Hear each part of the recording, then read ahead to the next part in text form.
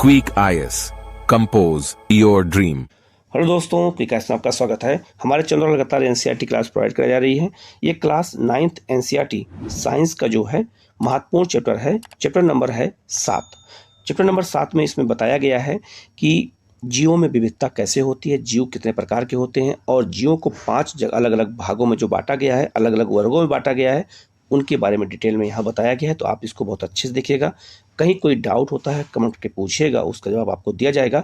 और आप लोग चैनल को सब्सक्राइब कर लीजिएगा, बेल आइकन को प्रेस कर लीजिएगा, जिससे इस तरह से आपको लगातार मिलती रहे। हम लोग शुरू करते सीधे लेसन की ओर। ये 7वां जो चैप्टर है क्लास 9th एनसीईआरटी का, इसमें बात याद रखिएगा कि इसमें जीवों की जो विविधता दी गई है, इसमें 5 जीव जगत के बारे में ज़्यादा बताया गया अच्छे से। तो आप इस पूरे लिस्ट को देख लीजिएगा। इसमें ज़्यादा देखना जो है विटेकर ने 5 जगत प्रणालियों के अनुसार जीवों का वर्गीकरण किया है, जो पूरा लिस्ट यहाँ पे दे दिया गया। इसी के बारे में डिटेल में बताया गया है। तो 5 जगत वो कौन कौन से हैं? पहला है आपका मोनेरा। तो मोनेरा में क्या आते हैं? माइक्रोप्लाज्मा जीवाणु आते हैं। देखो आप यहाँ लिखा भी है, इसी को एग्जाम में पूछा जाएगा। फिर आते हैं प्रोटिस्टा में, ठीक है, इसमें शैवाल आते हैं और संघ प्रोटोजोआ आ जाते हैं। इसमें इसके बाद कवक होते हैं। कवक में ईस्ट और मशरूम आते हैं। पादप हो गए, इनमें हम सोपोसी और जो उत्पादकों को रखते हैं। और जंतु आ जाते हैं। जंतु में कौन कौन होते हैं सबके बारे में हमारी लिस्ट में दे दिया गया है। जैसे केसुरकी कौन से होते हैं, आकेसुरकी कौन से होते हैं, सबके बारे में डिटेल में दिया गया है। तो यही इसी के बारे में डिटेल में इस पूरे चैप्टर में बताया गया है। तो ये बायो का बहुत ही महत्वपूर्ण चैप्टर है। इसको अंत तक देखिएगा। कहीं कोई डाउट होता है कमेंट करके पूछिएगा।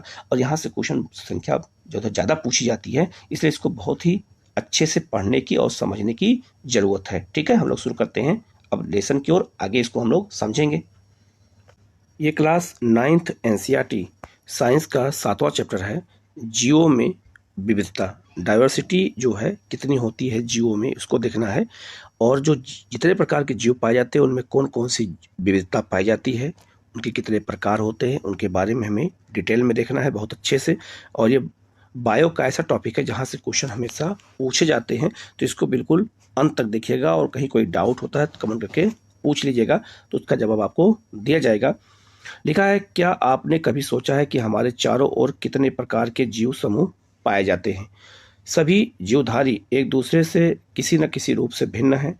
आप स्वयं को और अपने एक मित्र को भी देख लीजिए। तो अगर आप मित्र को देखेंगे तो हम और जैसे हम हैं, जैसे आप हैं। आप और आपका मित्र भी मानव ही हैं, लेकिन दोनों में विभिन्नता है। दोनों के जो है हाथ हैं, पैर, सब कुछ अलग है, चेहरा अलग है, डीएनए अलग है। तो याद रखना, एक ही जीवों में भी कई तरह की विविधता पाई जाती है।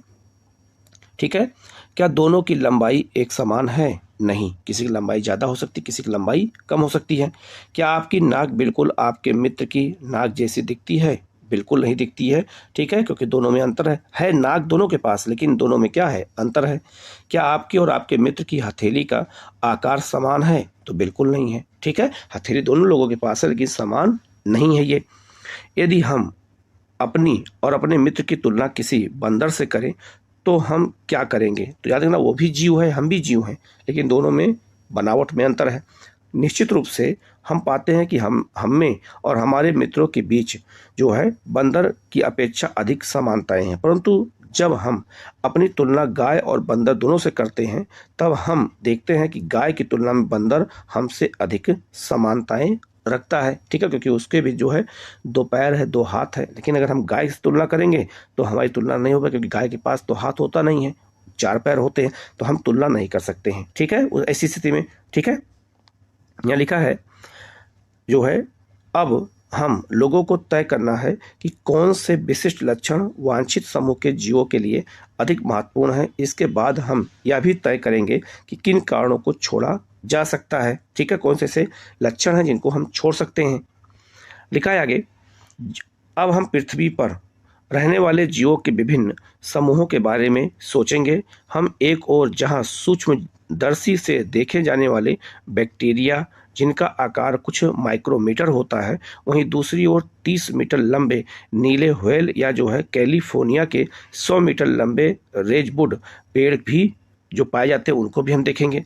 कुछ चीड़ के वृक्ष हजारों वर्ष तक जीवित रहते हैं, जबकि कुछ कीट जैसे जो है मच्छरों का जीवन काल कुछ ही दिनों तक होता है। तो बहुत सारे ऐसे जीव जंतु होते हैं जो लंबे समय तक जीते हैं, और बहुत सारे जल्दी मर जाते हैं। जैव विविधता रंगहीन जीवधारियों, पारदर्शी कीटों और विभिन्न रंगों वाले पक्षियों और फूलों में भी पाई जाती है। ठीक है, तो याद रखना जैव विविधता जो है हर जगह पाई जाती है और हर जगह उसका जो है अलग अलग महत्व होता है। हमारे चारों ओर कि इस असीमित विविधता को विकसित होने में लाखों वर्ष का समय लगा है। तो जितनी विविधता आज जीवों में पाई जाती है उनमें लाखों का मतलब लाखों वर्ष समय लग गया। इन सभी जीवधारियों को जानने और समझने के लिए हमारे पास समय का बहुत छोटा हिस्सा, क्योंकि मानव की एज कितनी है 70-80 साल, लेकिन एक जीवों की अगर एक एक जीवों को हम जानने की कोशिश करेंगे तो बहुत समय लग जाएगा, क्योंकि बहुत सारे जीव जंतु हैं। ठीक है, इसीलिए उनके बारे में हम एक एक कर विचार नहीं कर सकते हैं।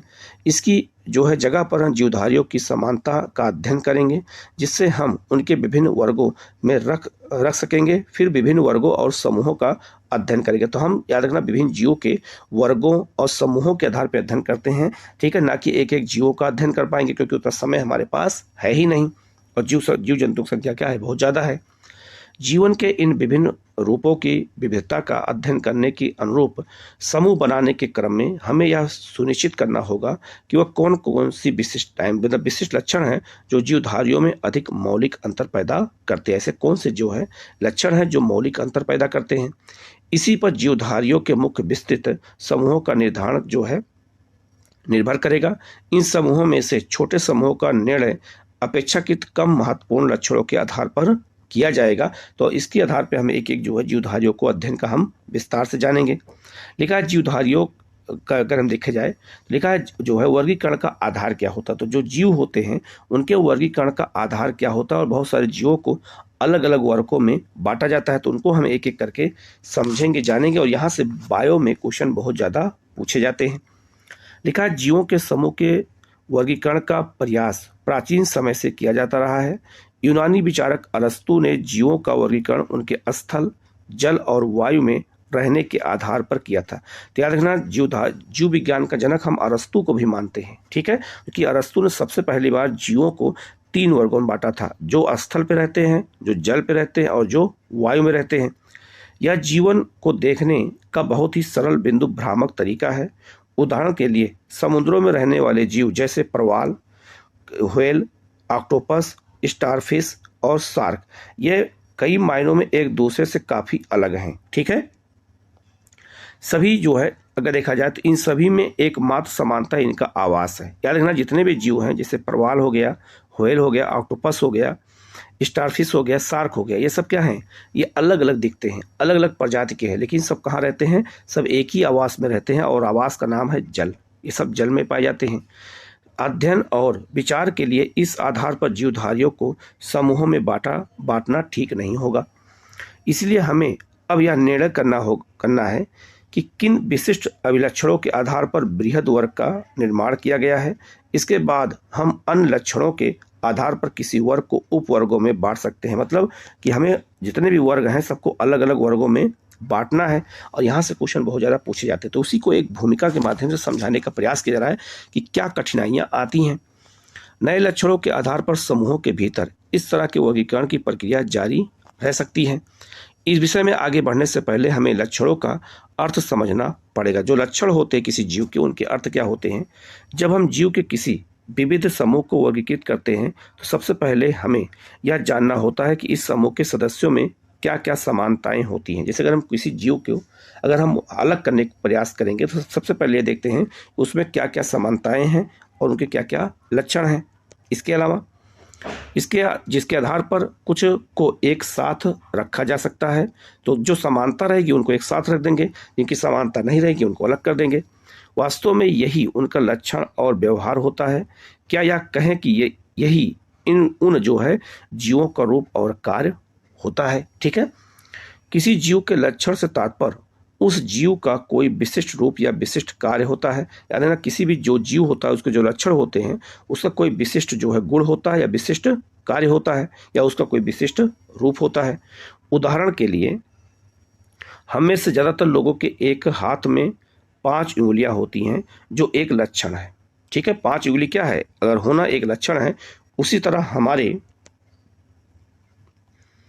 हमारे दौड़ने की क्षमता और बरगद के पेड़ के न दौड़ पाने की क्षमता भी एक लक्षण है। तो पेड़ों के न दौड़ पाना एक लक्षण है और हमारे अंदर जो दौड़ने की क्षमता होती है वो हमारा एक लक्षण होता है। ठीक है, अब आप इसको अच्छे से समझ गए होंगे। लिखा है, अब हम देखेंगे कुछ लक्षणों को कैसे अन्य की तुलना में ज़्यादा मौलिक लक्षणों के रूप में वर्गीकृत किया जा सकता है, मतलब किया जाता है। हम विचार करें कि एक पत्थर की दीवार कैसे बनती है। दीवार में प्रयोग में लाए गए पत्थर विभिन्न आकार और प्रकार के होते हैं। ठीक है, यहाँ ध्यान देने वाली बात यह है कि ऊपर की ओर लगे पत्थरों का आकार प्रकार नीचे के पत्थरों को प्रभावित नहीं करेगा, लेकिन निचले स्तर के पत्थरों के आकार से उसके ऊपर वाले पत्थरों के आकार अवश्य प्रभावित होंगे। अगर नीचे वाला पत्थर हटा लेंगे तो ऊपर वाला पत्थर गिर जाएगा। ठीक है, तो इसका मतलब यह हो गया कि सब में जो है कोई न कोई संबंध होता है। उसी चीज को यहाँ पर एक पत्थर के माध्यम से समझाया गया है। आगे लिखा है, यहाँ पर सबसे पहले मतलब सबसे निचले स्तर पर लगे पत्थर जीवों के उन लक्षणों के समान हैं जो जीवों के बृहत्तम वर्ग को निर्धारित करते हैं। जो नीचे वाले पत्थर हैं वो बड़े वर्ग को प्रतिनिधित्व करते हैं। ये लक्षण जीव के मतलब दूसरे किसी भी संरचनात्मक और क्रियात्मक लक्षण से स्वतंत्र होते हैं, लेकिन जो है उसके बाद के स्तर के लक्षण पहले के स्तर के लक्षण पर भी निर्भर करते हैं। तो जैसे जैसे जाएंगे ऊपर वैसे से व्यवहार बदलता जाएगा तब बाद के स्तर के प्रकार को निर्धारित करते हैं। ठीक इसी तरह हम जीवों के वर्गीकरण के लिए भी परस्पर संबंधी लक्षणों का एक पदानुक्रम बना लेते हैं। एक क्रम बना लेते हैं कि जीवों का वर्गीकरण कैसे किया जाएगा। आगे लिखा है, आजकल हम जीवों के वर्गीकरण के लिए कोशिका की प्रकृति से आरंभ करके विभिन्न परस्पर संबंधित अभिलक्षणों को दृष्टिगत रखते हैं। आइए हम जो है ऐसे लक्षणों पर गौर करते हैं। ऐसे कौन कौन से लक्षणों पर गौर करते हैं। लिखा है, एक यूकैरियोटिक कोशिका। यूकैरियोटिक कोशिका उसे कहते हैं जिनमें जो है सब कुछ होता है, केंद्रक होता है, सब होता है। एक होता है प्रोकैरियोटिक कोशिका जो एक ही कोशिकाओं की बनी होती है। तो एक यूकैरियोटिक कोशिका में केंद्रक समेत कुछ झिल्ली से घिरी कोशिकांग होते हैं, जिसके कारण कोशिकाएं क्रिया अलग अलग कोशिकाओं में दक्षतापूर्ण होती रहती हैं। यही कारण है कि जिन कोशिकाओं में झिल्ली युक्त कोशिकांग और केंद्रक नहीं होते हैं उनकी जैव रासायनिक प्रक्रियाएं भिन्न होती हैं। तो याद रखना, जिनमें ये झिल्ली नहीं होगी या कोशिकांग नहीं होगा वो अलग जीव हो जाएंगे और जिनमें ये होगा वो अलग जीव हो जाएंगे। इसका असर कोशिकीय संरचना के सभी पहलुओं पर पड़ता है। इसके अतिरिक्त केंद्रक युक्त कोशिकाओं में बहुकोशिक जीव के निर्माण की क्षमता होती है। तो जो याद रखना, हमने पढ़ा था उसमें कोशिका वाले चैप्टर में कि जो कोशिकाएं होती है उसमें बहुकोशिकीय जीव के निर्माण की क्षमता होती है। एक से अधिक कोशिकाओं का निर्माण होता रहता है। ठीक है, लिखा है, किसी खास कार्यों के लिए विशिष्टीकृत हो सकते हैं, इसलिए कोशिकीय संरचना और कार्य वर्गीकरण का आधारभूत लक्षण होता है। याद रखना, किसी जीव का जब हम लक्षण तय करते हैं, उनको हम बांटते हैं अलग वर्गों में, तो हम उसकी कोशिकीय संरचना को और उसके कार्य को भी हम शामिल करते हैं और तब हम अलग अलग वर्गीकरण कर लेते हैं। ठीक है, आगे बढ़ते हैं। लिखा है, प्रश्न उठता है कि क्या कोशिकाएं अकेले पाई जाती हैं या फिर एक साथ समूहों में पाई जाती हैं या फिर यह अविभाज्य समूहों में मिलती हैं। जो कोशिकाएं एक साथ समूह बनाकर किसी जीव का निर्माण करती हैं उसमें श्रम विभाजन पाया जाता है। मतलब एक ही कोशिका अलग अलग काम करती है, उसे हम श्रम विभाजन कहते हैं। शारीरिक संरचना में सभी कोशिकाएं एक समान नहीं होती हैं, क्योंकि हमारे यहाँ देखो, हमारे शरीर में क्या है, अलग अलग कोशिकाएं होती हैं, सब एक समान नहीं है, सबके काम अलग अलग हैं। ठीक है, जब आप कोशिका वाला चैप्टर पढ़ोगे तो वहाँ पे चीज़ों को डिटेल में बताया गया है। बल्कि कोशिकाओं के समूह कुछ खास कार्यों के लिए जो है विशिष्टीकृत हो जाते हैं। यही वजह है कि जीवों के शारीरिक संरचना में इतनी विविधता होती है। इसी के परिणाम स्वरूप हम पाते हैं कि एक अमीबा और एक कीमी, मतलब जो कीड़े होते हैं, कीमी की शारीरिक बनावट में कितना अंतर होता है। ठीक है, इसका मतलब है कि वो एक कोशिका का बना है और वो अधिक कोशिकाओं का बना है। आगे लिखा है, क्या जीव प्रकाश संश्लेषण की क्रिया द्वारा अपना भोजन स्वयं बनाते हैं। तो याद रखना, जो जीव होते हैं उनमें पौधे तो अपना भोजन स्वयं बनाते हैं, लेकिन जो होते हैं आपका जंतु होते हैं अपना भोजन स्वयं नहीं बनाते हैं। स्वयं भोजन बनाने की क्षमता रखने वाले और बाहर से भोजन प्राप्त करने वाले जीवों की शारीरिक संरचना में आवश्यक भिन्नताएं पाई जाती हैं। तो जो अपना भोजन स्वयं बनाते हैं वो पौधे होते हैं, और जो जीव जंतु होते हैं, जो जंतु होते हैं वो अपना भोजन स्वयं नहीं बना पा सकते हैं। इससे दोनों में वर्गीकरण में क्या होगा, अंतर होगा। ठीक है, आगे लिखा है, जो जीव प्रकाश संश्लेषण करते हैं उन्हें पौधे कहते हैं। और पौधों का शारीरिक संगठन जो है किस तरह का होता है, तो वो जो है अलग तरीके का होता है, क्योंकि उसमें कोशिकाएं अलग प्रकार की पाई जाती हैं। उसी तरह जंतुओं में किस तरह शरीर विकसित होता है और शरीर के विभिन्न अंग बनते हैं, इसके अतिरिक्त विभिन्न कार्यों के लिए विशिष्ट अंग कौन कौन से होते हैं, तो सबके अलग अलग अंग होते हैं और सबके काम करने का तरीका भी क्या होता है, अलग होता है। आगे लिखा है, इन प्रश्नों के माध्यम से हम देख सकते हैं कि किस तरह विभिन्न लक्षणों का पदानुक्रम विकसित होता है। वर्गीकरण के लिए पौधों के शरीर के विभिन्न लक्षण किस प्रकार जंतुओं से भिन्न होते हैं, तो पौधों और जंतुओं में अलग लक्षण इसीलिए पाए जाते हैं। ठीक है, इसकी वजह यह है कि पौधों का शरीर भोजन बनाने की क्षमता के अनुसार विकसित होता है। तो पौधे इसी तरह विकसित ही होते हैं कि अपना भोजन स्वयं बना सकते हैं, जबकि जंतुओं का शरीर बाहर से भोजन ग्रहण करने के लिए विकसित हुआ है। ठीक है, तो जंतु अपना भोजन नहीं बना सकते हैं, जबकि जो है पौधे अपना भोजन स्वयं बनाते हैं। ये बात याद रखना। ठीक है, इसके बाद आगे लिखा है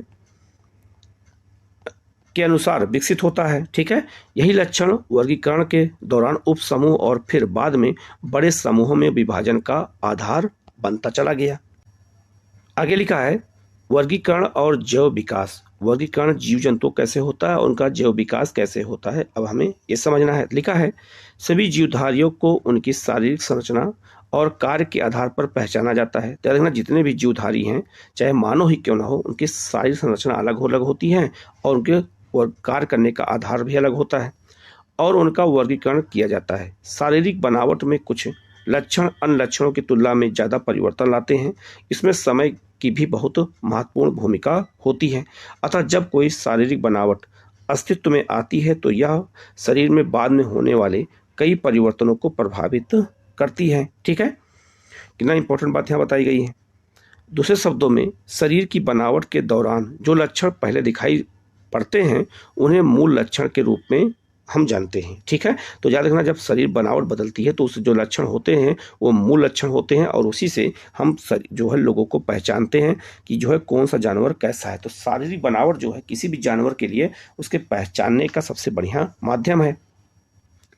इससे यह पता चलता है कि जीवों के वर्गीकरण का जैव विकास से कितना नज़दीकी संबंध होता है।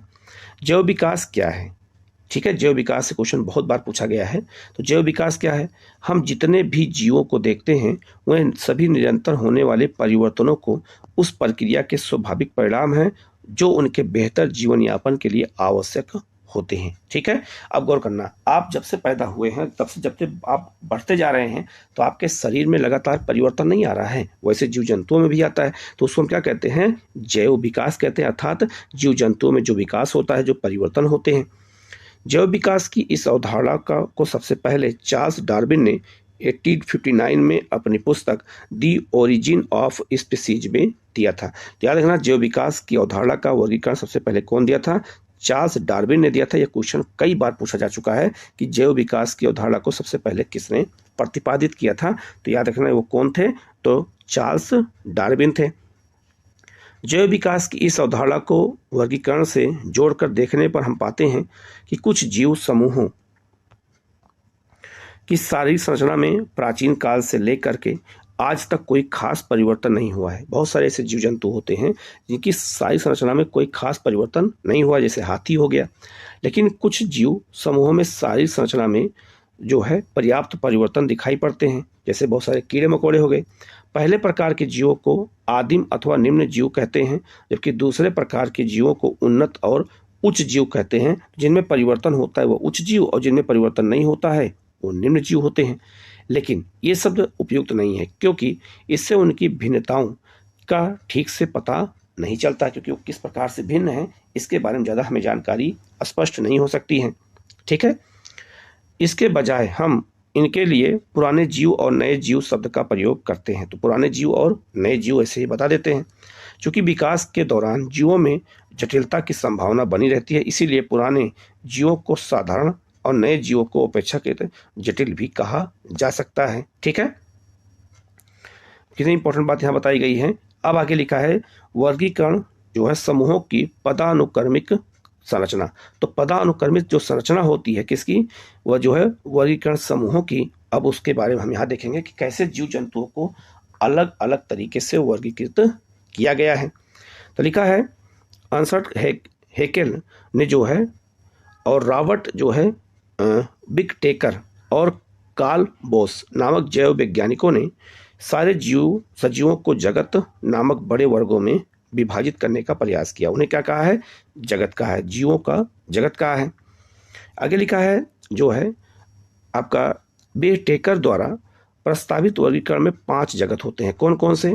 मोनेरा जगत, प्रोटिस्टा जगत जो है, आगे ऊपर मैंने आपको बताया भी था, फजाई जो है, इसके अलावा जो है प्लांटी और जो है एनीमेरिया। ये 5 तरह के जो है 5 जगत के जीव जंतु होते हैं हमारे पृथ्वी पर। ये समूह कोशिकीय संरचना, पोषण के जो है स्रोत और तरीके और शारीरिक संगठन के आधार पर जो है ये बनाए गए हैं।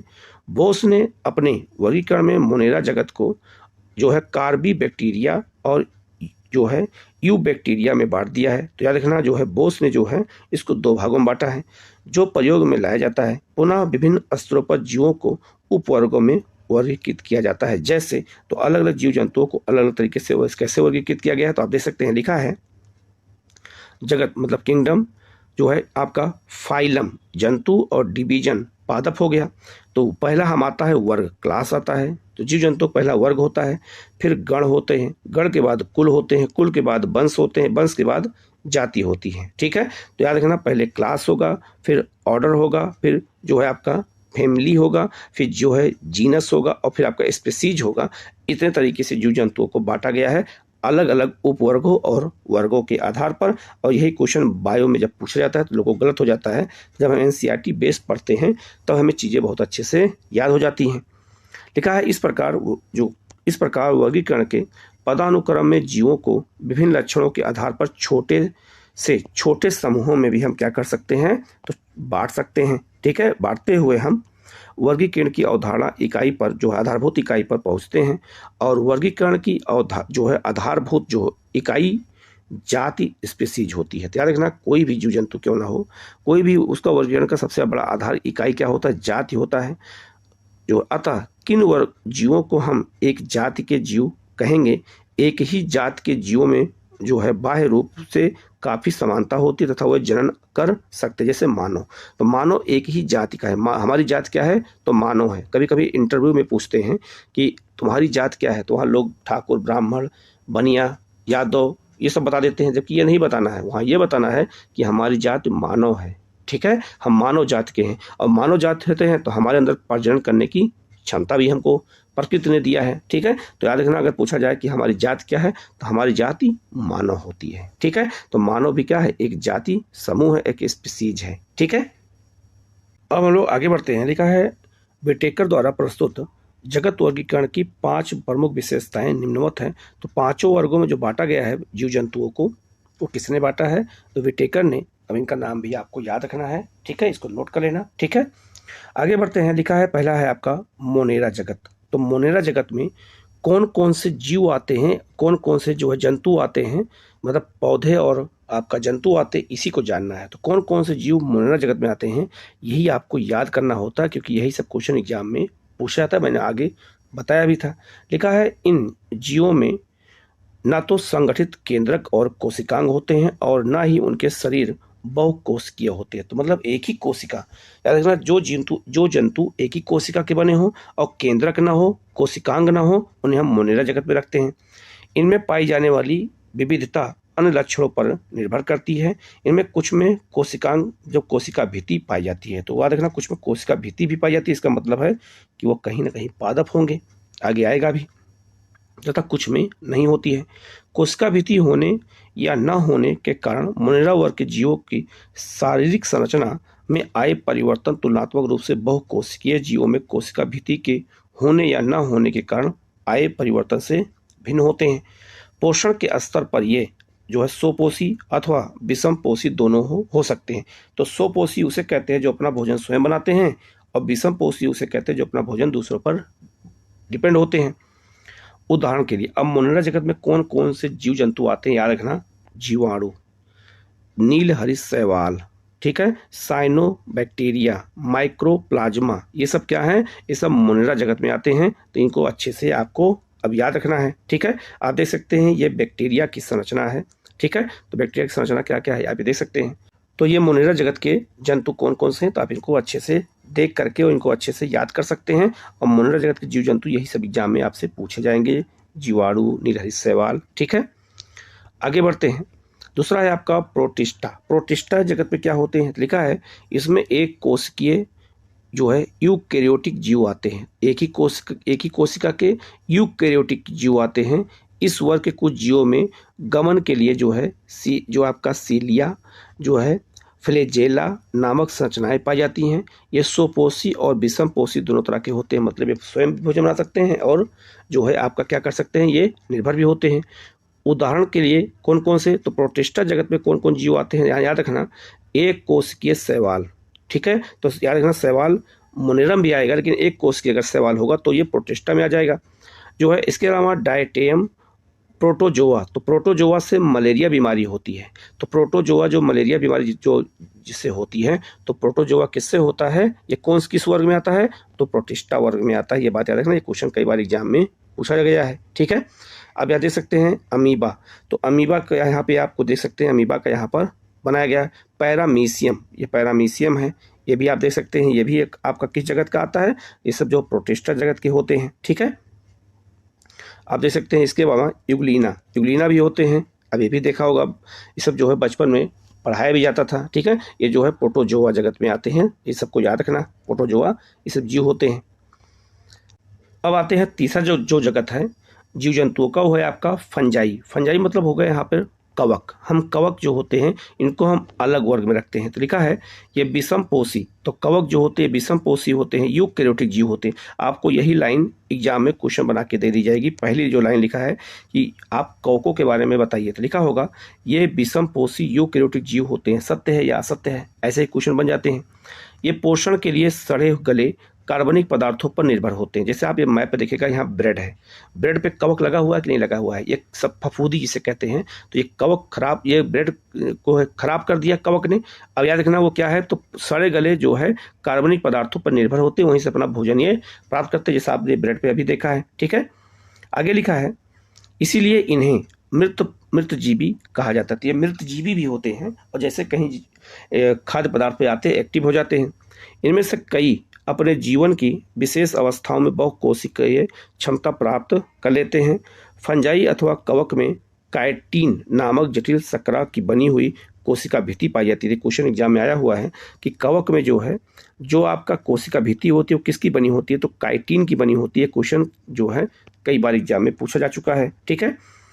उदाहरण, ठीक है, उदाहरण के लिए ईस्ट, मशरूम, ये सब क्या है, ये सब आपके किसके उदाहरण हैं, ये आपका फंजाई अर्थात कवक के उदाहरण है। आप देख सकते हैं यहाँ पर ये फंजाई के उदाहरण बताए गए, जैसे आपका मशरूम हो गया, ठीक है। तो इस तरह के पेड़ पौधों पे आपको ऐसे ही दिखाई देंगे कवक, ठीक है। आगे बढ़ते हैं। लिखा है कवकों की कुछ प्रजातियां नीलहरित शैवाल साइनोबैक्टीरिया के साथ अस्थायी अंतर संबंध बनाती हैं, जिसे हम सहजीवी संबंध कहते हैं। ऐसे सहजीवी जीवों को लाइकेन कहा जाता है और ये लाइकेन अक्सर पेड़ों की छालों पर रंगीन धब्बों के रूप में दिखाई देते हैं। तो आप यहाँ मैप के माध्यम से ये देख सकते हैं, ये आपका लाइकेन है, ये देख सकते हैं लाइकेन है, ठीक है। और लाइकेन देख सकते हैं, ये लिखा है कि पेड़ों पर अक्सर छालों पर रंगीन धब्बों के रूप में दिखाई देते हैं। तो अलग अलग जो है आप देख सकते हैं लाइकेन। तो पूछा जाएगा एग्जाम में कि लाइकेन किससे बनता है, तो लाइकेन याद रखना कवक से बनता है और शैवाल से बनता है। तो कवक और शैवाल को हम मिला के एक शब्द में क्या बोलते हैं, लाइकेन बोलते हैं, ठीक है। और ये दोनों का संबंध कैसा संबंध होता है, तो सहजीवी संबंध होता है। दोनों एक दूसरे की मदद करते हैं और जब कोई दो जीव एक दूसरे की मदद करते हैं तो उसे हम सहजीवी संबंध कहते हैं। तो याद रखना कवक क्या काम करता है, तो कवक इसको निवास स्थान देता है, किसको, शैवाल को, ठीक है। तो आप देख सकते हैं पेड़ में जो देख रहे हैं, तो जो शैवाल है उसको जगह कौन दिया है, कवक दिया है। और शैवाल क्या करता है, प्रकाश संश्लेषण की मदद से भोजन बनाता है, तो भोजन कवक को देता रहता है। तो दोनों एक दूसरे की मदद करते हैं। तो ये शैवाल कवक को भोजन देता है और कवक शैवाल को सुरक्षा देता है। तो दोनों में सहजीवी संबंध हो जाता है। आप इसको माध्यम से देख सकते हैं, ऐसे पेड़ों की छालों पर आप बरसात के मौसम में अक्सर देखते होंगे लाइकेन को, ठीक है। अब लाइकेन का फायदा क्या है, तो लाइकेन अगर किसी पेड़ की छाल पर है, जैसे पेड़ की छाल पर आप देख रहे हैं लाइकेन, तो अगर पेड़ की छाल पर लाइकेन है और अगर लाइकेन सूख जाता है तो इसका मतलब है कि उस क्षेत्र में वायु प्रदूषण हो चुका है। तो वायु प्रदूषण का संकेत भी मानते हैं, किसको, हम लाइकेन को मानते हैं। ये बात बात याद रखना, ठीक है।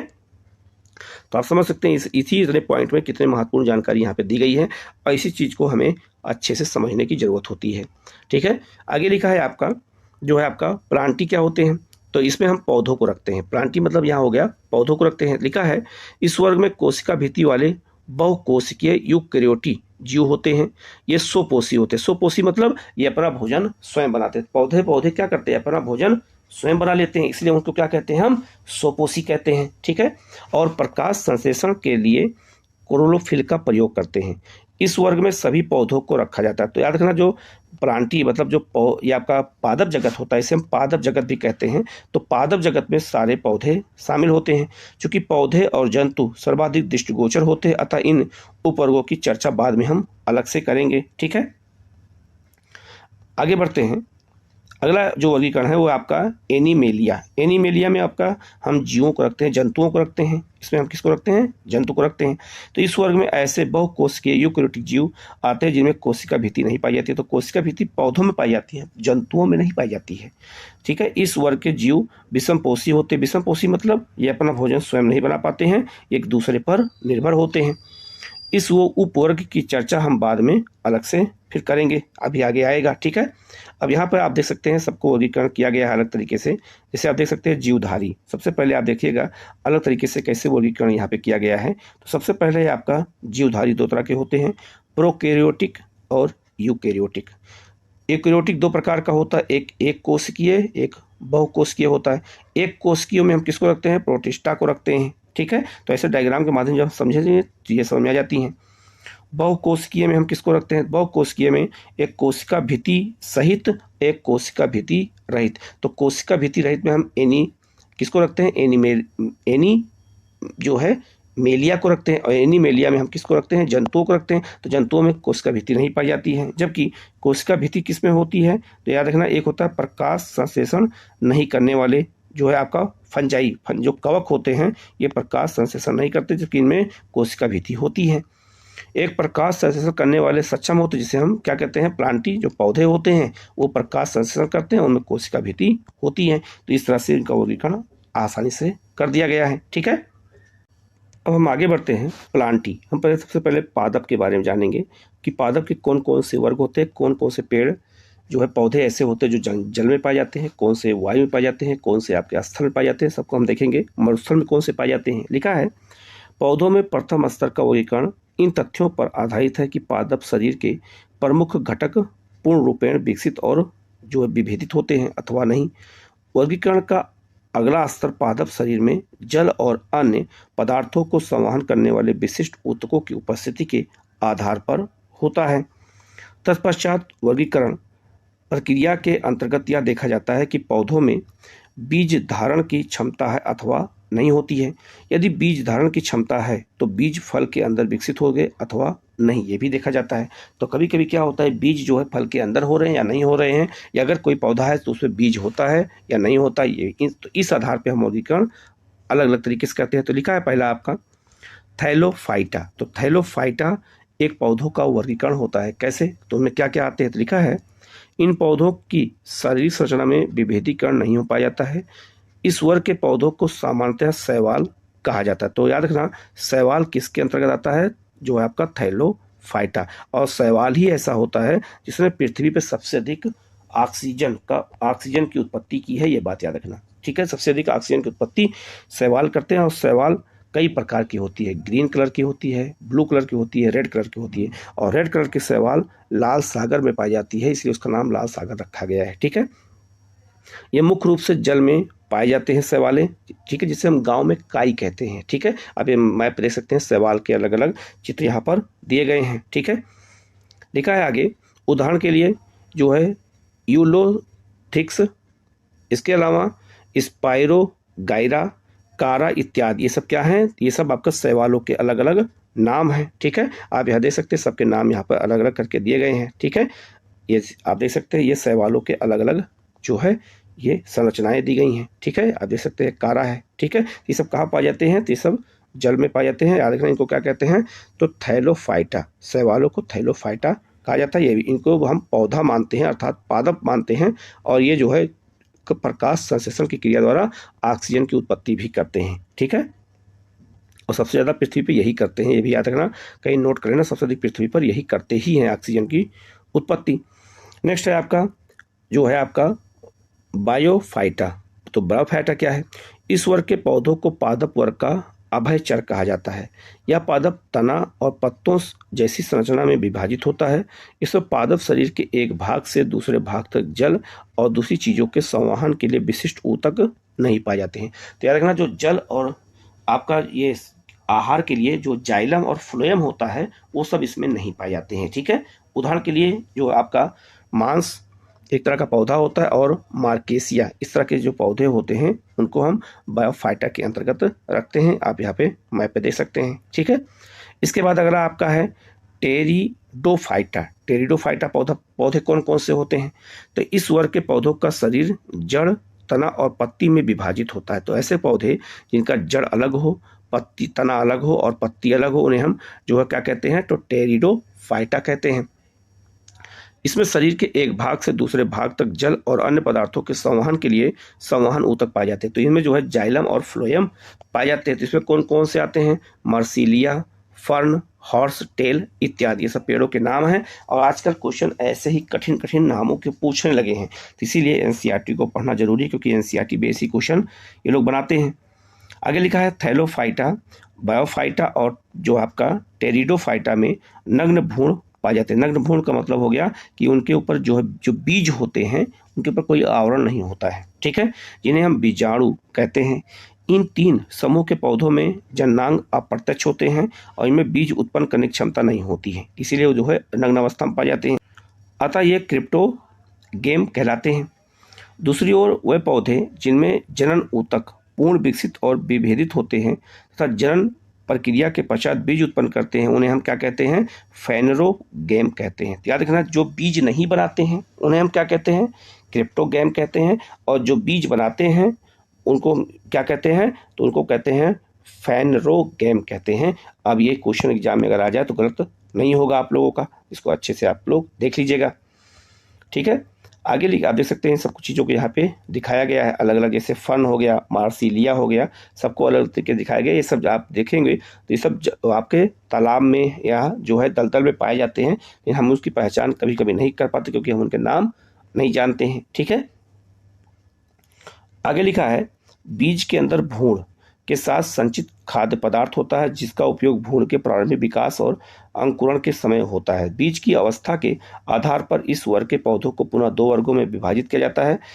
पहला जो कौन सा होता है? तो पहला होता है आपका जिम्नोस्पर्म। ठीक है, नग्न बीज उत्पन्न करने वाले पौधे, और एंजियोस्पर्म फल के अंदर जो है बीज उत्पन्न करने वाले पौधे। तो बहुत सारे बीज जो होते हैं नग्न होते हैं, और बहुत सारे जो मतलब दिखते हैं हमें, और बहुत सारे जो क्या होता है वो फल के अंदर होते हैं, जैसे सेब, जैसे पपीता, ये सब क्या होते हैं? तो एंजियोस्पर्म जो है फलों के उदाहरण हैं। ठीक है, अब यहाँ पे हम देखते हैं उनका नाम, देखते हैं उनको कैसे समझना है। लिखा है यहाँ पे जो है जिम्नोस्पर्म क्या होते हैं?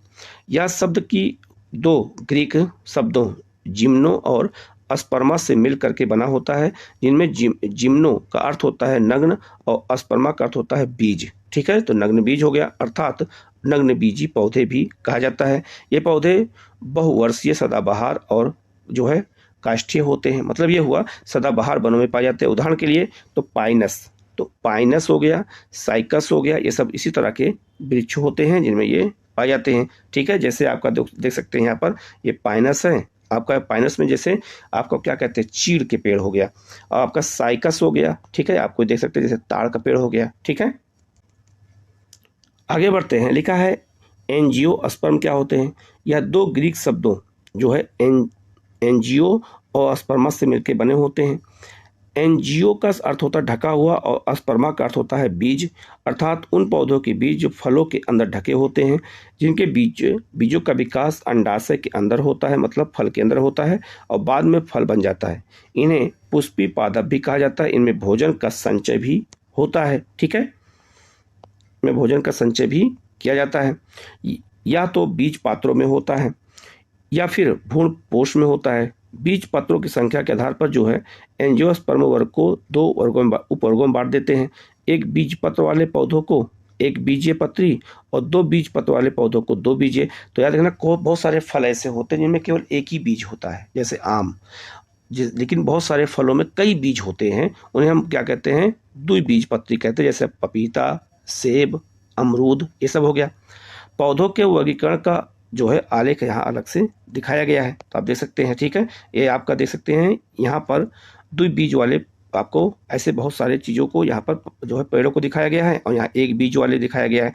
तो अलग अलग तरीके से यहाँ पे चीज़ों को समझा दिया गया है।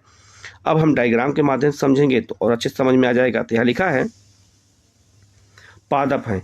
एक पादप शरीर बिना विभेद के, इन्हें हम क्या कहते हैं, थैलोफाइटा, जिसमें सवाल आते हैं। विभेदित पादप शरीर में बिना संवहनीय ऊतक के और एक संवहनीय ऊतक के होते हैं, जिनमें जो है जाइलम फ्लोएम होता है। तो जिनमें जाइलम फ्लोएम नहीं होता है उनमें हम बायोफाइटा को रखते हैं। ठीक है, और याद रखना जो संवहनीय ऊतक जिनमें जाइलम और फ्लोएम होता है, जो परिवहन होता है, उनमें हम किसको रखते हैं, बीज रहित को रखते हैं। और एक होता है आपका बीज उत्पादित करने वाले। तो बीज जो जिनमें बीज नहीं होता है उन्हें क्या कहते हैं, तो लिखा है यहाँ पे, देखो मैंने बताया भी था, टेरिडोफाइटा कहते हैं। और जिनमें बीज पाया जाता है उन्हें कहते हैं फेनेरोगैम कहते हैं। ठीक है, इसके बाद आप देख सकते हैं फिर उसी को यहाँ बताया गया आधार। तो इसमें एक होता है नग्न बीजी, जिसमें बीज नहीं पाए जाते, उन्हें क्या कहते हैं, उन्हें कहते हैं हम जिम्नोस्पर्म कहते हैं। और फलों में बंद बीज जो होते हैं उन्हें हम क्या कहते हैं, एंजियोस्पर्म कहते हैं। तो ऐसे ही क्वेश्चन आपसे पूछे जाएंगे। और एंजियोस्पर्म 2 प्रकार के होते हैं, जो आपने ऊपर पढ़ा, इसी डायग्राम में यहाँ बता दिया गया है। 2 बीज पत्र वाले बीज, उन्हें हम क्या कहते हैं, द्विबीजपत्री।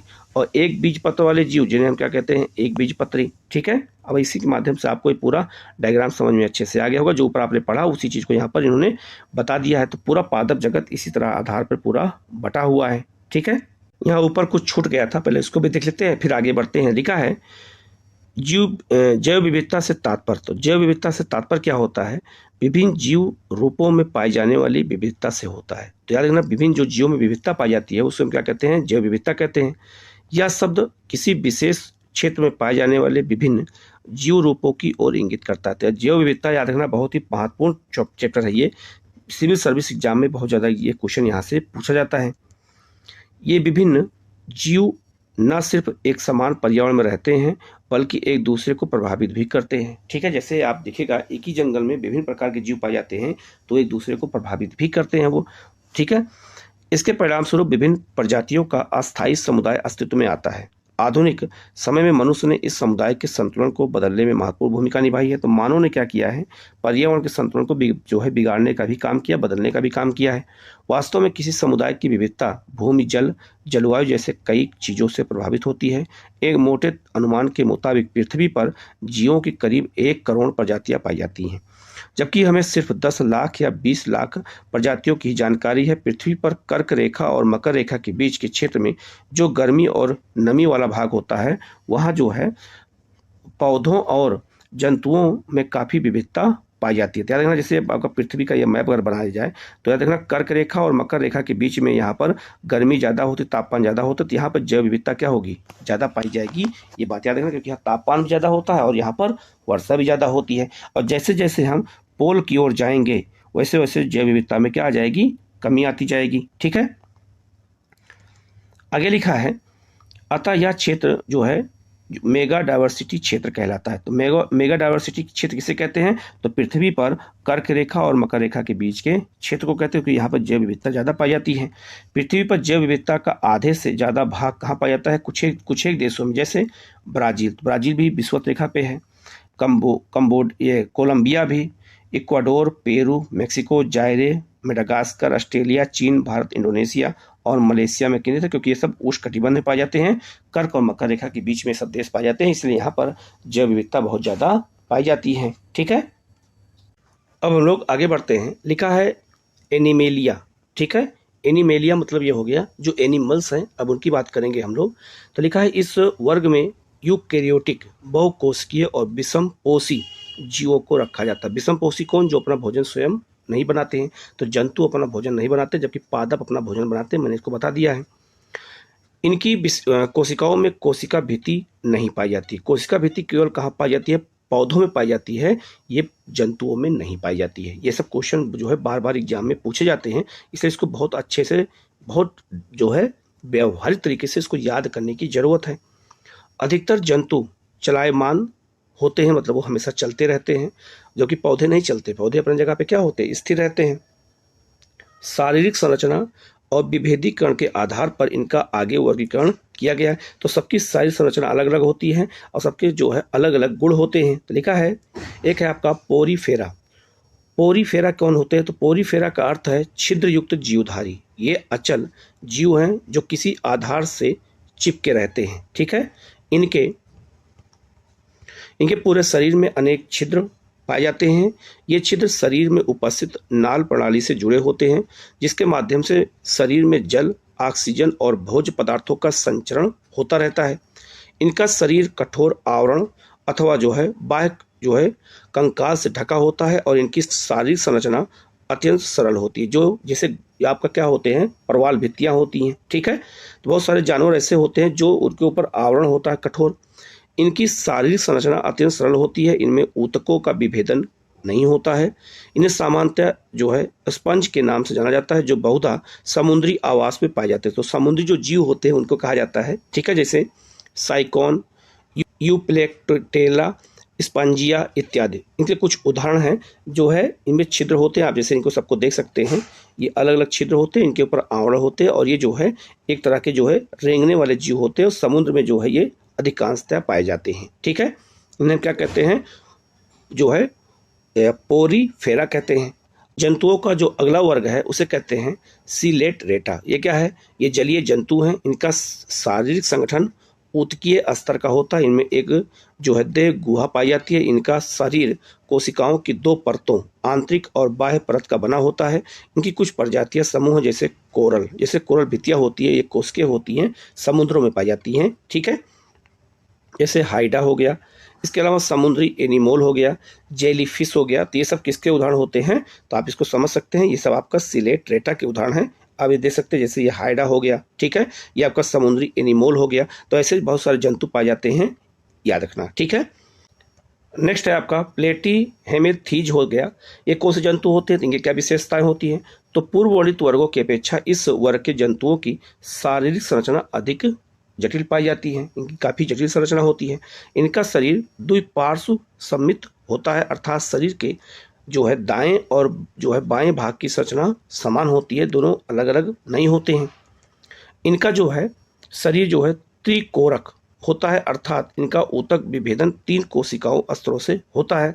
इसे शरीर में बाह्य और आंतरिक दोनों प्रकार के शास्त्र बनते हैं तथा इनमें कुछ अंग भी बनते हैं। इनमें वास्तविक जो है देह गुना का अभाव होता है। इसमें सुविकसित अंग व्यवस्थित हो सके। इसका शरीर जो है पृष्ठधारीय और जो है क्या होता है, तो चपटा होता है, इसीलिए इन्हें चपटे कीमी भी कहा जाता है। इनमें जो है प्लेनेरिया जैसे कुछ जो है स्वच्छंद जंतु और जो है लीबर जो है फ्यूलुक जैसे परजीवी जंतु होते हैं, जो याद रखना जैसे जू हो गया, ठीक है, तो इनको इसमें रखते हैं, ठीक है। आप देख सकते हैं बहुत सारे जंतु इसमें आते हैं और ये सब जो है क्या करते हैं, ये हमारे शरीर में या कहीं आँखों में या कहीं पे जो है ये जो है जानवरों के शरीर में जो है ये रह करके जो खून चूसते हैं, तो ये उस तरह के जीव होते हैं, ठीक है।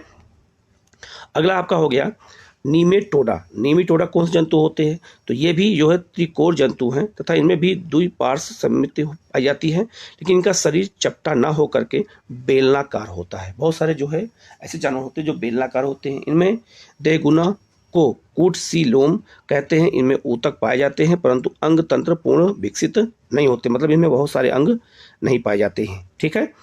इनकी शारीरिक संरचना भी जो है त्रिकोरिक होती है और अधिकांशतः परजीवी होते हैं। परजीवी मतलब किसी पर रह करके अपना भोजन प्राप्त करते हैं, ठीक है। जैसे हमारे शरीर में जो जू पाया जाता है वो क्या होता है, परजीवी होता है, वो किसी पर निर्भर होता है, तो खून चूसता है, ठीक है।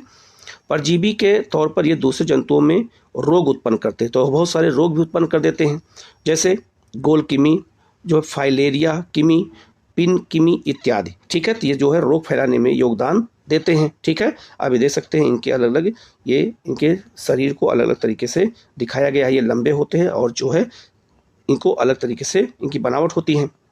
नेक्स्ट हो गया आपका एनीलीडा। एनीलीडा कौन जंतु होते हैं, तो एनीलीड जो है जंतु द्विपार्श्व सममित और त्रिकोणिक होते हैं। इनमें वास्तविक देह गुना भी पाई जाती है। इससे वास्तविक अंग सारी संरचना में निहित रहते हैं, अतः अंगों में व्यापक भिन्नता होती है। यह भिन्नता इनके शरीर के सिर से पूंछ तक एक के बाद एक खंडित रूप से उपस्थित होती है। जलीय एनिलिड लवण और लवणीय जल दोनों में पाए जाते हैं। इनमें जो है देखना ये कहाँ पाए जाते हैं, तो ये लवणीय और अलवणीय दोनों पाए जाते हैं, मतलब खारा जल में भी और मीठे पानी में भी। इनमें संवाहन, पाचन, ऊतक, उत्सर्जन, तंत्रिका और तंत्र पाए जाते हैं। ये जलीय और स्थलीय दोनों होते हैं। जैसे केचुआ हो गया आपका, जो है नेरिस हो गया, जोक हो गया। तो केचुआ, नेरिस, जोक ये सब क्या है, ये जो है हर जगह पाए जाते हैं। और याद रखना इनके जो है शरीर में ही सारे चीज़ होते हैं। याद रखना ये जल में भी रहते हैं और स्थल में भी रहते हैं, दोनों जगह पे रहते हैं। आप इनको देख सकते हैं। तो केचुआ उसी में आता है, जोक उसी में आता है। और ये जो है ये खून चूसने का काम करते हैं। ठीक है, किसी को लग जाते हैं, जो धान के खेत में लोग रोपाई करते हैं तो अक्सर ये लग जाते हैं। और जो केचुआ होता है ये जो है किसानों का मित्र होता है और ये जो है नमी को बनाए रखता है खेतों में। अगला है आपका अर्थोपोडा। अर्थोपोडा जंतु कौन होते हैं, क्वेश्चन बहुत बार आ चुका है। यह जंतु जो है जगत का सबसे बड़ा संघ है। तो सबसे बड़ा जंतु जगत का संघ कौन है, आर्थोपोडा है। ये भी आपको याद रखना है। इनमें द्विपार्श्व सममिति पाई जाती है और शरीर खंड युक्त होता है। इनमें खुला परिसंचरण तंत्र पाया जाता है, अतः रुधिर वाहिकाओं में नहीं बहता। यहाँ रुधिर वाहिकाओं में नहीं पाया जाता है। देह गुना रक्त में भरी होती है और इनमें जुड़े हुए पैर पाए जाते हैं।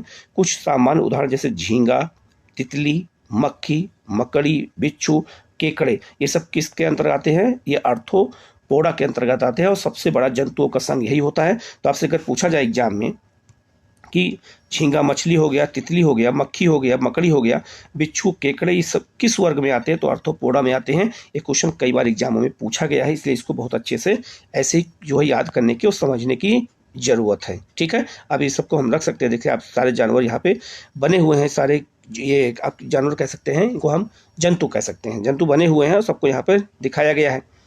नेक्स्ट आपका जो है मोलास्का। मोलास्का जो है क्या होते हैं, इनमें भी द्विपार्श्व समित पाई जाती है। इनकी दो देह गुना बहुत कम होती है और शरीर में थोड़ा विखंडन होता है। अधिकांशतः जो है आपका मोलास्क जंतुओं में कवच का जो है पाया जाता है। इनमें खुला संवहनी तंत्र होता है और उत्सर्जन के लिए जो है गुर्दे जैसी संरचना पाई जाती है। उदाहरण जैसे घोघा हो गया, सीप हो गया। तो घोघा, सीप किसके उदाहरण हैं, ये याद रखना, ये सब मोलास्का जो है जंतु के उदाहरण है। ये भी क्वेश्चन एग्जाम में पूछा गया है। तो ऑक्टोपस जो है वो देखा होगा, इससे कई जो है ये आपके पैर होते हैं और इस समुद्र में अक्सर उड़ते हुए, समुद्र में जो है ये आपका क्या कहते हैं, उसमें क्या कहते हैं, तैरते हुए, जिससे लगता है उड़ते हुए जा रहे हैं, तो तैरते हुए आपको ये पाए जाते हैं। ठीक है, गांव में देखा होगा घोघा, जब बरसात होता है तो घोघा पाए जाते हैं, अक्सर गिरे होते हैं छोटे बड़े। तो ये सब जो है इसी के अंतर्गत आते हैं, मोलास्क जंतु के अंदर आते हैं। ठीक है, आप इसको भी परिचित होंगे। फिर जब बरसात होती है भी जो आप खेतों में कभी कभी देखने को मिलता है, इनको कहते हैं यूनिको। ठीक है, ये भी इनके ऊपर आवरण होता है और लोग इनको गांव में खाते भी हैं। घोघा को गांव में खाते क्योंकि इनके अंदर जीव पाया जाता है। ये ऊपर का आवरण कैल्शियम कार्बोनेट का होता है, उसके अंदर जीव पाया जाता है। उसी जीव को वो लोग गांव में लोग खाते भी हैं। ठीक है, नेक्स्ट है इकाइनोडेर्मिका। ग्रीक में जो है इकाइनोस का अर्थ होता है जो है जाहक, तथा डर्मा का अर्थ होता है त्वचा। अतः इन जंतुओं की त्वचा कांटों से आच्छादित होती है। बहुत सारे जंतु ऐसे होते हैं जिनमें कांटे पाए जाते हैं, वो उनकी सुरक्षा भी देते हैं। यह मुक्तिजीवी समुद्री जंतु होते हैं। यह जो है देह गुहायुक्त त्रिकोणिक जंतु होते हैं। इनमें विशिष्ट जल संवहन नाल तंत्र पाया जाता है जो उनके चलन में सहायक होता है। इनमें जो है कैल्शियम कार्बोनेट का कंकाल और कांटे पाए जाते हैं। उदाहरण जैसे स्टारफिश, समुद्री आर्चिन, ये सब जो है क्या होते हैं, तो ये सब याद रखना समुद्र में पाए जाते हैं। अब इनको देख सकते हैं, एक समुद्री जीव होता है, उसको कहते हैं होलोथूरिया। इसको कहते हैं समुद्री खीरा, बिल्कुल खीरे जैसा होता है। ठीक है, और याद देख सकते हैं यहाँ पे स्टारफिश आप देख सकते हैं, ये है आपका स्टारफिश, तारा मछली कहते हैं। समुद्री आर्चिन ये होते हैं। तो ये सब जो है इसी वर्ग में आते हैं। ठीक है, नेक्स्ट है आपका प्रोटोकॉडेटा।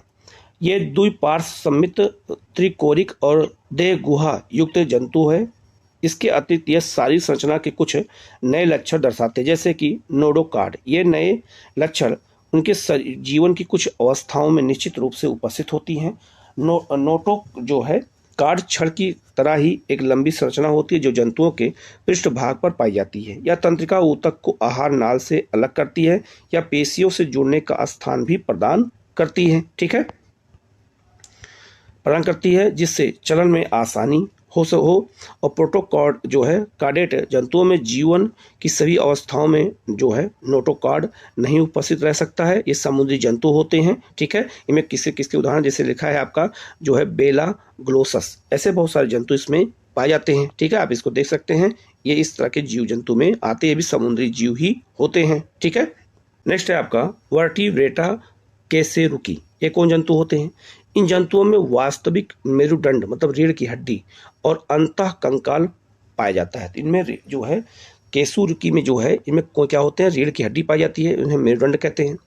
इस कारण जंतुओं में पेशियों का वितरण अलग होता है, अतः पेशियां कंकाल से जुड़ी होती हैं जो इन्हें चलने में सहायता करती हैं। जो है वर्टिब्रेटा जो है द्विपार्श्व सममित त्रिकोणिक और देह गुहा वाले जंतु होते हैं। इनमें ऊतकों और अंगों का जटिल विभेदन पाया जाता है। सभी केसुरुकी जीवों में निम्नलिखित लक्षण पाए जाते हैं। तो क्या पाया जाता है उसमें? जैसे इनमें नोडोकॉर्ड पाया जाता है, जो है पृष्ठ नलीय जो है केसरुक और दंड और मेरुरज्जु पाए जाते हैं। त्रिकोणिक शरीर पाया जाता है। युग्मिक जो है क्लोम थैली पाई जाती है जहाँ वो जन्म लेते हैं, और देह गुहा पाया जाता है। ये सब इनके लक्षण होते हैं, ठीक है। वर्टिब्रेटा को हम 5 वर्गों में विभाजित करते हैं। जैसे एक आपका मत्स्यन, मछली इसी वर्ग में आता है, लिखा है। ये मछलियां हैं जो समुद्र और मीठे जल दोनों जगह पर पाई जाती है। तो मछलियां समुद्री जलों में और मीठे जलों दोनों पाई जाती हैं। इनकी त्वचा जो है सल्क अथवा प्लेटों से ढकी होती है तथा ये अपनी मांसल पूंछ का प्रयोग तैरने के लिए करती हैं। तो जो है मछलियां तैरने के लिए पूंछ का इस्तेमाल करती हैं। इनका शरीर जो है धारा रेखीय होता है। इनमें श्वसन क्रिया के लिए क्लोम पाए जाते हैं, जो फेफड़े होते हैं वहाँ पर, जो जल में जो है ब्रीन ऑक्सीजन का उपयोग करते हैं। तो जो जल में ऑक्सीजन घुली होती है उसी का उपयोग मछलियाँ करती हैं अपने फेफड़ों द्वारा, जिसे हम क्लोम कहते हैं। ये असमतापी होते हैं, ठीक है, ये असमतापी होते हैं तथा इनका हृदय द्विकक्षीय होता है। ये अंडे देती हैं और कुछ मछलियों में कंकाल केवल जो है उपास्थित बना होता है, मतलब उसमें हड्डियां कम पाई जाती हैं, जैसे शार्क। अन्य प्रकार की मछलियों में कंकाल अस्थि का बना होता है, जैसे आपका जो है ट्यूना, रोहू इत्यादि। तो बहुत सारे मछलियों में हड्डी नहीं पाई जाती, बहुत सारे में हड्डी पाई जाती है। आप देख सकते हैं ये अलग अलग प्रकार की मछलियों को अलग अलग तरीके से आपको ये दिखाया गया है, ठीक है। अलग अलग तरीके से आप इसको देख सकते हैं, ठीक है। जैसे आप यहाँ देख सकते हैं लिखा है मछली यहाँ पे डॉग फिश, ठीक है। तो ऐसी बहुत सारी मछलियाँ यहाँ पर पाई जाती हैं, तो ये इसी वर्ग में आती हैं। नेक्स्ट है आपका जल स्थल चर। ये मत्स्यों से भिन्न होते हैं, मछली से भिन्न होते हैं, क्योंकि इनमें सल्क नहीं पाए जाते। इनकी त्वचा पर जो है श्लेष्म ग्रंथियाँ पाई जाती हैं तथा हृदय त्रिकक्षीय होता है। इनमें बाह्य कंकाल नहीं होता है और जो है आपका किडनी इसमें पाए जाते हैं। तो ब्रिस्ट मतलब होता है किडनी। श्वसन क्लोम अथवा फेफड़ों द्वारा होता है। ये अंडे देने वाले जंतु हैं। ये जल तथा स्थल दोनों पे रह सकते हैं, जैसे मेढक जो है आपका सेलोमेडर, ट्रोड, ये सब क्या होते हैं कि जल और जो है स्थल दोनों जगह रह सकते हैं। उसी चीज को यहाँ पर दिखाया गया है, ठीक है। ये मेढक की अलग अलग प्रजातियां हैं, उन्हीं को दिखाया गया है। नेक्स्ट है आपका जो है सरीसृप। सरीसृप क्या होते हैं?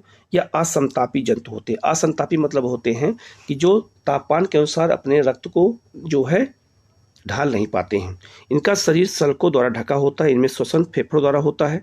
हृदय सामान्यतः त्रिकक्षीय होता है और लेकिन मगरमच्छ का हृदय 4 कक्षीय होता है। जो है इनमें किडनी पाया जाता है और ये भी अंडे देने वाले प्राणी हैं। इनमें अंडे कठोर कवच से ढके होते तथा जल और ये जो है स्थल चर की तरह इन्हें जल में अंडे देने की आवश्यकता नहीं होती है। तो ये अपने अंडे कहाँ देते हैं? स्थल पर देते हैं। जैसे आपका कछुआ हो गया, सांप हो गया, छिपकली हो गया, मगरमच्छ हो गया, तो ये सब अपने अंडे देते हैं। इनके अंडे कठोर होते हैं। याद रखना, ये सब अंडे स्थल पर देते हैं, जल में नहीं देते हैं, ठीक है। या हम इन सबको देख सकते हैं, किंग कोबरा हो गया, घरेलू छिपकली हो गया, उड़न छिपकली हो गया, ठीक है। तो ये सब जो है सरीसृप में आते हैं, ठीक है। इसमें एक बात और याद रखना, ये असमतापी को क्यों कहा जाता है? क्योंकि जब ठंडी होती है तो इनको ठंड बहुत ज़्यादा लगती है, तो ये इनका ब्लड ठंडा हो जाता है। तो ठंडी में इनका ब्लड ठंडा हो जाएगा और गर्मियों में इनका ब्लड गर्म हो जाता है। तो इससे देखा होगा छिपकली जो है असमतापी होते हैं। तो तापमान समय के अनुसार बदल जाता है इनका, ठीक है। ठंडी में ठंडा, गर्म में गर्मी, गर्मी में गर्म। तो इसीलिए जो है ये जो ठंडियों में दिखाई नहीं पड़ते। आप कभी गौर करिएगा, ठंडियों में तितली और जो है आपका ये क्या कहते हैं छिपकली, आपका जो उड़न छिपकली है, सांप हो गए, ये सब ठंडियों में नहीं दिखाई देते क्योंकि इनका रक्त और ठंडा हो जाता है। इसीलिए ये लोग जो है नहीं दिखाई देते हैं।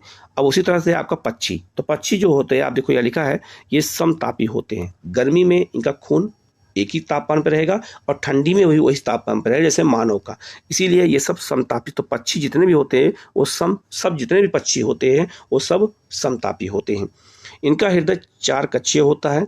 इनके 2 जोड़ी पैर होते हैं। इनमें आगे वाले 2 पैर उड़ने के लिए पंखों में जो है परिवर्तित हो जाते हैं।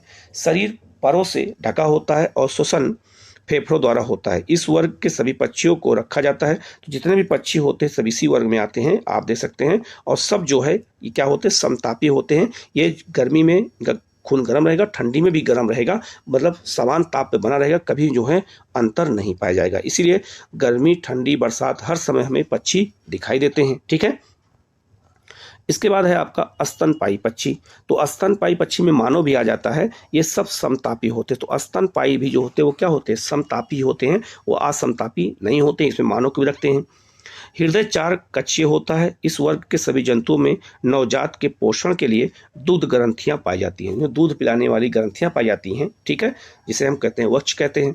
इनकी त्वचा पर बाल जो है स्वेद मतलब पसीना और तेल ग्रंथियां पाई जाती हैं। इस वर्ग के जंतु शिशुओं को जन्म देने वाले होते हैं। हालांकि कुछ जंतु अपवाद स्वरूप अंडे भी देते हैं, जैसे जो है एकिडना। ये क्वेश्चन पूछा है आपका प्लेटिपस, ये सब जंतु पूछे गए हैं, ये सब क्वेश्चन आए हुए हैं कि ऐसा कौन सा जो स्तनपायी होते हुए भी अंडा देता है। कंगारू जैसे कुछ स्तनपायी में अविकसित बच्चे जो हैं क्या होते हैं, मार्सुपियस नामक थैली में तब तक लटके रहते हैं जब तक कि उनका पूर्ण जो है विकास नहीं हो जाता है। तो देखा होगा कंगारू जो है अपने उसमें बच्चे को रखे रहते हैं, आप इस मैप पे देख सकते हैं चित्र में। इसमें देखा होगा कंगारू अपने जो है तब तक रखे रहते हैं जब तक कोई विकास उनका पूर्ण तरीके से ना हो जाए। तो इसमें हम किसको रखते हैं, इसमें हम बिल्ली है, मनुष्य है, आपका चूहा है, व्हेल है, चमगादड़ है, ये सब जो है किस में आते हैं, ये सब स्तनधारी में आते हैं। ठीक है, तो चमगादड़ भी स्तनधारी में आता है, ये कई बार क्वेश्चन एग्जाम में पूछा भी गया है। ठीक है, यहाँ लिखा है आपका कैरोलस जो है लीनियस, इनके बारे में बहुत एग्जाम में पूछा जाता है। का जन्म जो है स्वीडन में हुआ था। वह पेशे से डॉक्टर थे, लेकिन पौधों के अध्ययन में उनकी खासी दिलचस्पी थी। 22 वर्ष की आयु में पौधों पर उनका पहला शोध पत्र प्रकाशित हुआ। एक धनी अधिकारी के यहाँ नौकरी करते हुए उन्होंने अपने मालिक के बगीचे में पौधों की विविधता का अध्ययन किया था। किसने, लीनियस ने। इसके बाद उन्होंने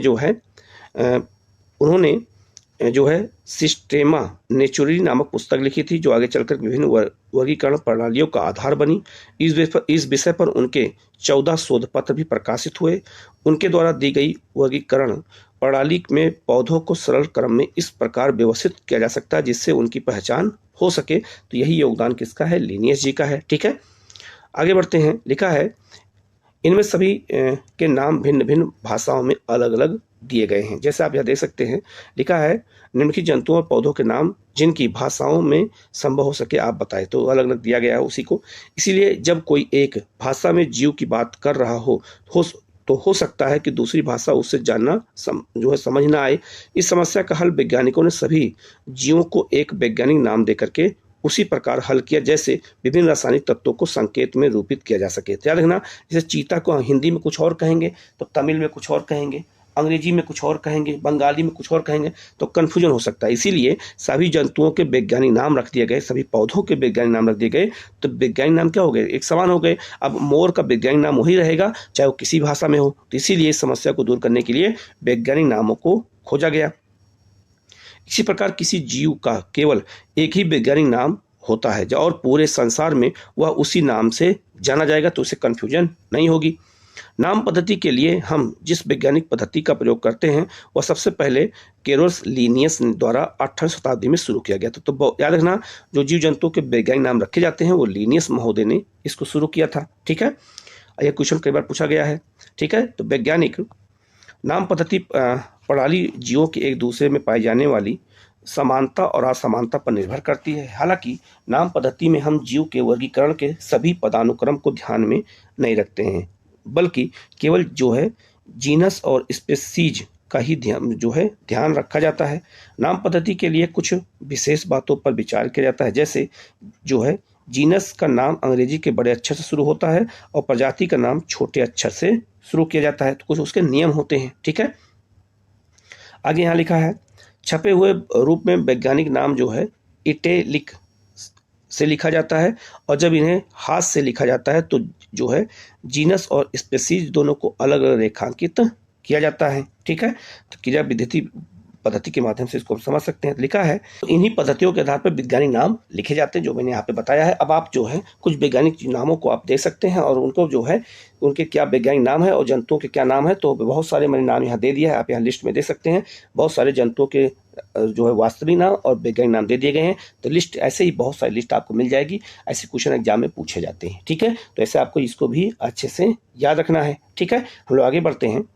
तो यहाँ पर प्राणियों के बारे में दे दिया गया पूरा चार्ट बना करके, जो है कोशिकीय स्तर की संरचना और ऊतक स्तर की संरचना कैसे होती है, तो उसमें कौन कौन जीव जंतु आते हैं, सबको जो आपने ऊपर पढ़ा है उसी चीज़ को यहाँ पूरा डायग्राम के माध्यम से ये आपको बता दिया गया है, कैसे कैसे कौन कौन जंतु आते हैं, कहाँ कहाँ उनकी उपस्थिति होती है, स्तनपायी कौन से होते हैं, पक्षी कौन से होते हैं, सरीसृप कौन से होते हैं जो अंडे देते हैं। ठीक है, जल के बाहर अंडे देते हैं।